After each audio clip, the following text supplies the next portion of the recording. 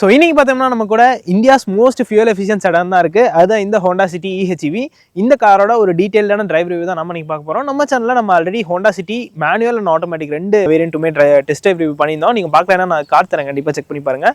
So இன்னைக்கு இந்த வீடியோவில் ஒரு கம்ப்ளீட்டான டிரைவ் ரிவ்யூ தான் பார்க்க போகிறோம். ஏன்னா நார்மல் சிட்டியும் இந்த சிட்டியும் ஒரே மாதிரி தான் இருக்கும். எக்ஸ்டீரியர் இன்டீரியர் நம்ம பெருசாக கண்டுபிடிக்க முடியாது. ரியரில் தான் EHEV அப்படிங்கிற ஒரு பேஜிங் இருக்கும்.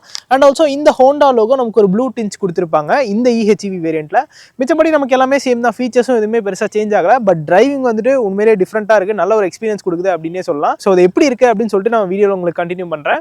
அதுக்கு முன்னாடி சேனலுக்கு புதுசுனா என் பேர் அம்ரிஷ். நம்மளோட மோட்டார் தமிழ் சேனலில் நம்ம எல்லா காசோட டிரைவ் அண்ட் வாக்கர் ரிவ்யூ பண்ணிட்டு இருக்கோம். இப்போ தான் ஃபர்ஸ்ட் டைம் நம்ம சேனலுக்கு வரீங்கன்னா கண்டிப்பாக சப்ஸ்கிரைப் பண்ணிக்கோங்க. அண்ட் ஆல்சோ இந்த ஹோண்டா சிட்டி EHEV நமக்கு ரிவ்யூக்காக ப்ரொவைட் பண்ணதுக்காக நம்ம சேலமில் இருக்க டிவிஎஸ் மொபிலிட்டி சுந்தரம் ஹோண்டாக்கு ஒரு பெரிய ஷார்ட் அவுட் கொடுத்துக்கலாம்.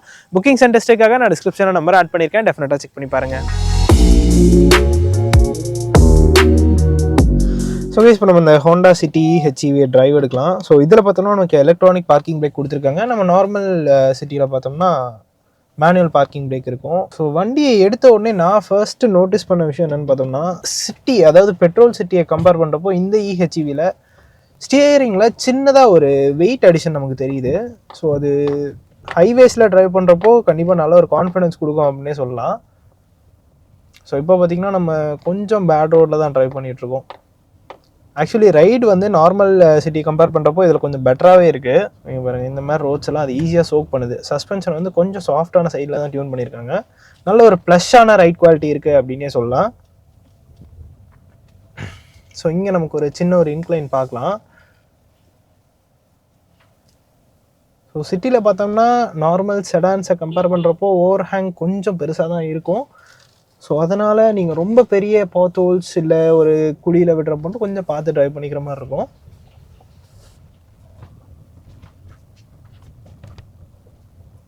ஆக்சுவலி இப்போ நம்ம போயிட்டு இருக்கிறது கொஞ்சம் பேட் ரோடு தான். ஸோ வண்டியில் வெயிட்டும் பெருசாக இல்லை, நம்ம 3 பேர் இருக்கோம். அதனால் ஈஸியாக அந்த பம்ப்ஸ் எல்லாம் ஈஸியாக சோக் பண்ணிடுது. அண்ட் ஆல்சோ எனக்கு இது வரைக்குமே பெருசாக இந்த இடத்துலையும் தட்டல. கிரவுண்ட் கிளியரன்ஸ் ஓகே தான். அண்ட் இந்த EHEVயில் நமக்கு 4 வீல் டிஸ்க் வந்துடும். ஸோ ரீஜென்ரேஷன்லாம் இருக்கிறதுனால நமக்கு 4 வீல் டிஸ்க் கொடுத்துட்றாங்க. ஸோ கம்ஃபர்ட்டுக்குலாம் எந்த இடத்துலையுமே குறை இல்லை. City is always a comfortable car தான். And also rear seat space, நமக்கு லெக் ரூம், நீ ரூம் எல்லாமே நல்லா தான் இருக்குது. அதெல்லாம் எந்த ஒரு பிரச்சனையுமே கிடையாது. ஸோ இந்த காரில் பார்த்தோன்னா நமக்கு same 1.5 litre iVTEC petrol engine தான் கொடுக்குறாங்க. இன்லைன் 4 சிலிண்டர் பெட்ரோல் இன்ஜின் தான். ஸோ இந்த பெட்ரோல் இன்ஜின் நமக்கு மேக்ஸிமம் ஒரு 97 bhp and 127 Nm of torque வந்து ப்ரொடியூஸ் பண்ணும். அண்ட் இது மட்டும் இல்லாமல் நமக்கு எலக்ட்ரிக் மோட்டர் கொடுத்துருப்பாங்க. ஸோ அது பார்த்தோன்னா நமக்கு 107 bhp and 253 Nm of torque வந்து ப்ரொடியூஸ் பண்ணுது. ஸோ இதனோட பர்ஃபார்மன்ஸ் எப்படி இருக்குன்னு கேட்டிங்கன்னா, இந்த பவர் டெலிவரி நல்ல லீனியராக இருக்குது. நீங்கள் அந்த பவர் பேண்ட்குள்ளே வந்துட்டிங்கன்னா அது பாட்டுக்கு அது டக்குன்னு இழுத்துட்டு போக ஆரம்பிச்சிருது. இன்ஃபேக்ட் 0 to 100 வந்து ஹோண்டா சைட்லேருந்து 10 செகண்ட்ஸ்க்குள்ளேயே வந்துட்டு ரீச் ஆகும் அப்படின்னு சொல்கிறாங்க. ஸோ நல்ல ஒரு குயிக்கான டைம்லேயே ரீச் ஆகுது அப்படின்னே சொல்லலாம். அண்ட் இன்னொரு விஷயம் என்னென்னா, செம்ம சைலண்ட்டாக இருக்குது. கேபினே ரொம்ப ரிஃபைன்டாக இருக்குது. ஏன்னா இது ஆப்வியஸ்லி EHEV அப்படிங்கிறதுனால, அதாவது இந்த ஹைப்ரிட் சிஸ்டம் ஒர்க் ஆகுறதுனால மோஸ்ட்லி இது இன்ஜினே வந்துட்டு டைரெக்டாக வீல்ஸை பவர் பண்ண போகிறது கிடையாது. Most of the time battery தான் வந்துட்டு வீல்ஸை பவர் பண்ணும். நமக்கு எப்போ வந்து இன்ஜின் வீல்ஸை பவர் பண்ணால் 120 km/h தாண்டப்போ தான் இன்ஜின் வந்து வீல்ஸை பவர் பண்ணணும்னு சொல்கிறாங்க. ஸோ இந்த கிராஃபிக்ஸ்லாம் பார்த்தாலே உங்களுக்கு தெரியும். இப்போ வந்துட்டு நமக்கு இன்ஜினும் பவர் பண்ணுது, அட் த சேம் டைம் இப்போ வந்து பேட்டரி மோடுக்கு பவர் ஷிஃப்ட் ஆயிடுச்சு. அண்ட் இது பார்த்தோன்னா நான் 61 km போயிட்டுருக்கேன். இந்த மாதிரியான ஸ்பீட்ஸில் பார்த்தோன்னா பேட்டரியில் ஜூஸ் இருந்துச்சுன்னா கூட நமக்கு பேட்டரியிலேருந்து பவர் வந்து நமக்கு காரை புல் பண்ணி கொடுக்கும். இல்லை நம்ம கொஞ்சம் செடேட்டிவாக ஓட்டினோம்னா பியூர் எலக்ட்ரிக் மோடில் கூட நம்ம அதை ட்ரைவ் பண்ணிக்கலாம். மழை தான் இன்னைக்கு ரொம்ப ஓவராக பெய்யுது. ஸோ இந்த காரில் பார்த்தோன்னா நமக்கு ஆட்டோமேட்டிக் ஹெட்லாம்ப்ஸ், ஆட்டோமேட்டிக் வைப்பர்ஸ் அதெல்லாமே கொடுத்துறாங்க. இது மட்டும் இல்லாமல் அடாஸ் இருக்குது. அடாஸ் வந்து ஹோண்டா சென்சிங், அது வந்து ஒரு பெஸ்ட் அடாஸ் அப்படின்னு நான் சொல்லுவேன். ஏன்னா இவங்க கேமரா பேஸ்ட் அடாஸ் சிஸ்டம் தான், ரேடார் கூட கிடையாது. பட் கேமரா பேஸ்ட் அடாஸ் சிஸ்டமே பயங்கரமாக ஒர்க் ஆகும், ஃப்ளாலெஸ்ஸாக ஒர்க் ஆகும். இதை நான் ஆல்ரெடி ஹோண்டா எலிவேட்டில் எக்ஸ்பீரியன்ஸ் பண்ணியிருக்கேன், ஹோண்டா சிட்டிலையுமே நம்ம ஆல்ரெடி எக்ஸ்பீரியன்ஸ் பண்ணியிருக்கோம். ஸோ இப்போ பார்த்தீங்கன்னா நான் பெருசாலாம் ட்ரைவ் பண்ணல, லைட் ஃபுட்டடாக தான் இருக்கேன். ஃபுல்லாகவே பேட்டரியிலேருந்து தான் நமக்கு பவர் போயிட்டுருக்கு. இன்ஜின் வந்து அஸ் அ ஜென்ரேட்டராகவும் ஒர்க் ஆகும் பேட்டரியை பவர் பண்ணுறதுக்காக. ஸோ நல்ல ஒரு ஹைப்ரிட் சிஸ்டம் ஹோண்டா பண்ணியிருக்காங்க அப்படின்னே சொல்லலாம் உண்மையிலேயே. அண்ட் ஆல்சோ மைலேஜ் தான் இதோட ஒரு பெரிய ப்ளஸ் பாயிண்ட். 27.1 km/L ARAலேருந்து கிளைம் பண்ணுறாங்க. அப்படி பார்க்கும்போது நம்ம ரியலிஸ்டிக்காக பார்த்தோம்னா கண்டிப்பாக 20க்கு மேலே நம்ம ஈஸியாக எடுத்துடலாம். அண்ட் கியர் பாக்ஸ்னு பார்த்தோம்னா ECVT கியர் பாக்ஸ் கொடுத்துருக்காங்க. ஸோ ஹைவேஸுக்கு நல்ல ஒரு மிஷின் அப்படின்னே சொல்லலாம் கைஸ்.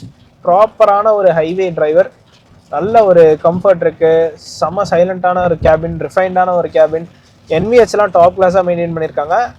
இப்போ இருக்க ஹைபிரிட் இன்ஜின்ஸ் இருக்க காசு, அதாவது நமக்கு Toyota Urban cruiser, Hyryder, Grand Vitara, so இந்த மாதிரி ஹைபிரிட் காசில் பார்த்தோம்னா நமக்கு 3 சிலிண்டர் பெட்ரோல் இன்ஜின் யூஸ் பண்ணியிருப்பாங்க. இதில் வந்து நமக்கு 1.5 லிட்டர் 4 சிலிண்டர் பெட்ரோல் இன்ஜின் வந்துருது. அதனால் நமக்கு ரிஃபைன்மெண்ட்டுமே நல்லா தான் இருக்குது. எந்த இடத்துலையுமே எனக்கு வைப்ரேஷன்லாம் பெருசாக ஃபீலே ஆகலை. ஹோண்டா நமக்கு ஆல்ரெடி தெரியும், நல்ல ஒரு இன்ஜின் தான் பண்ணுவாங்க. 4 சிலிண்டர் இன்ஜின்லாம் செம்ம ரிஃபைண்டாக இருக்கும். இதுவுமே அதே மாதிரி தான் இருக்குது. ஆக்சுவலி இது ஓட்டுறதுக்கு எனக்கு ஒரு பெட்ரோல் கார் மாதிரியே இல்லை, ஒரு இவி கார் ஓட்டுற மாதிரி தான் இருக்குது. அந்தளவுக்கு நல்ல ரிஃபைன்மெண்ட் இருக்குது. சேஃப்டின்னு பார்த்தோன்னா நமக்கு இந்த காரில் 6 ஏர்பேக்ஸ் கொடுத்துறாங்க. ஏபிசிபிடி, electronic stability, programming, traction control, hill hold assist, இது எல்லாமே ஸ்டாண்டர்டாக வந்துடும். அண்ட் ஆல்சோ இந்த இஹெச்இவி பார்த்தோன்னா இப்போ ஒரே வேரியண்ட்டில் மட்டும்தான் வருது. ZX-R அப்படிங்கிற ஒரு வேரியண்ட்டில் கொடுக்குறாங்க.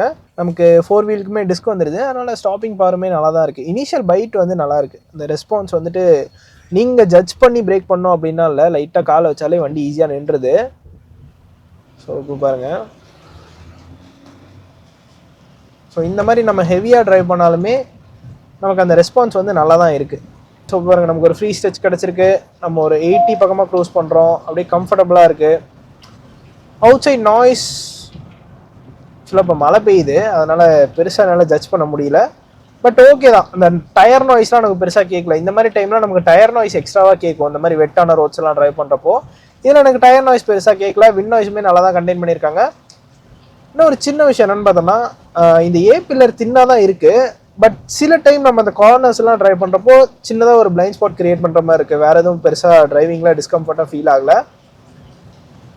சீட்ஸ் நல்ல சீட்ஸ், செம்ம கம்ஃபர்ட். அண்ட் லெவல் 2 ADAS நான் ஆல்ரெடி சொல்லியிருப்பேன். ஸோ இதில் பார்த்தோன்னா நமக்கு forward collision warning, automatic emergency braking, lane keep assist, lane departure warning, இது எல்லாமே வந்துடும். அண்ட் அடாப்டிவ் க்ரூஸ் கண்ட்ரோல் இதில் நமக்கு ஃப்ளாலஸாக ஒர்க் ஆகும். ஆக்சுவலாக இப்போ ரோடு ஃப்ரீயாக தான் இருக்குது. ஸோ நம்ம அதை ட்ரை பண்ணுவோம். ஸோ இப்போ பார்த்தீங்கன்னா நான் 57ல் செட் பண்ணியிருக்கேன். இப்போ வந்து ஒரு 2 கார் லென்த்தில் போயிட்டுருக்கு. ஸோ இப்போ நம்ம லென்த்தை கூட இன்னும் கொஞ்சம் குறைக்கலாம். ஸோ இப்போ பார்த்தீங்கன்னா ஸ்பீட் ஆட்டோமேட்டிக்காக இன்க்ரீஸ் ஆகி ஒரு 1 கார் லென்த்தில் மெயின்டைன் பண்ணோம். ஸோ நம்ம ஸ்பீட் கொஞ்சம் இன்க்ரீஸ் பண்ணுவோம். ஸோ நான் 70 செட் பண்ணியிருக்கேன். ஸோ இப்போ பார்த்தீங்கன்னா 1 கார் லென்த்தில் போயிட்டுருக்கு.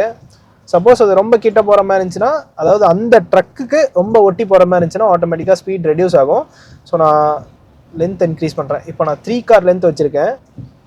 ஸ்பீடு வந்து உங்களுக்கு ரெடியூஸ் ஆகுறது தெரியும்னு நினைக்கிறேன். 53 தான் போகுது. நான் 70ல் செட் பண்ணேன், ஆனால் 53 தான் போகுது. அந்த லென்த் வந்து மெயின்டைன் ஆகும். இப்போ நம்ம இந்த லைனை விட்டு நம்ம அடுத்த லைனுக்கு போகலாம். ஸோ அதாவது ஃப்ரண்ட்டில் எந்த ஒரு டிஸ்டர்பன்ஸும் இல்லைன்னு நான் பாருங்கள், எக்ஸ்லேட்டரே கொடுக்கல, பட் ஸ்பீட் ஆட்டோமேட்டிக்காக இன்க்ரீஸ் ஆகுது. ஸோ இதுதான் அந்த அடாப்டிவ் க்ரூஸ் கண்ட்ரோலோட ஒரு மெயினான விஷயம். அதுவும் இந்த மாதிரி மழை பெய்கிற டைமில் கூட இது ஃப்ளாலஸாக ஒர்க் ஆகுது. உண்மையிலேயே நல்ல ஒரு ஃப்ளாலஸான ஒரு அடாஸ் சிஸ்டம்னா அது ஹோண்டா சென்சிங் அடாஸ் சிஸ்டம்னு சொல்லலாம். ஸோ இன்னும் கூட கொஞ்சம் ஸ்பீட் இன்க்ரீஸ் பண்ணுவோம். ஸோ 80ல் போயிட்டுருக்கோம்.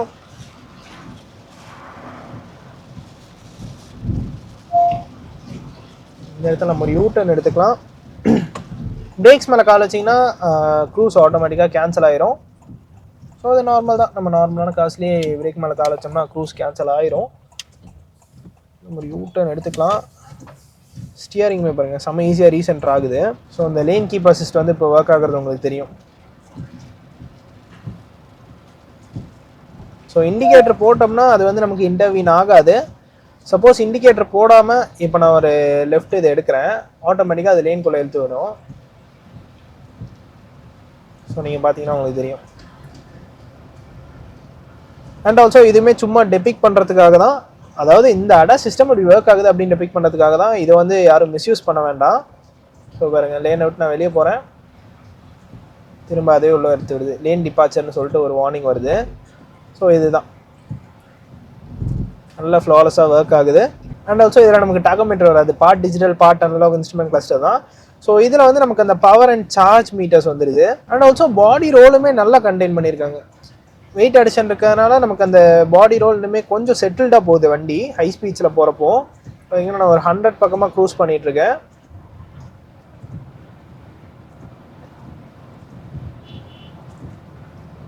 ஸோ இப்போ நம்ம ஒரு டைரெக்ஷன் சேஞ்ச் பண்ணலாம். ரைட் சைட் பண்ணுறேன். நல்லா கம்போஸ்டாக இருக்குது. நமக்கு அந்த ஃபீல் வந்து எப்படி சொல்கிறது, ஒரு சார்ட் ஆஃப் ஒரு கம்போஷர் இருக்குது. அட் த சேம் டைம் நமக்கு ஸ்டெபிலிட்டி கொடுக்குது. அது நல்ல கான்ஃபிடென்ட்டாக இருக்குது அப்படின்னே சொல்லலாம்.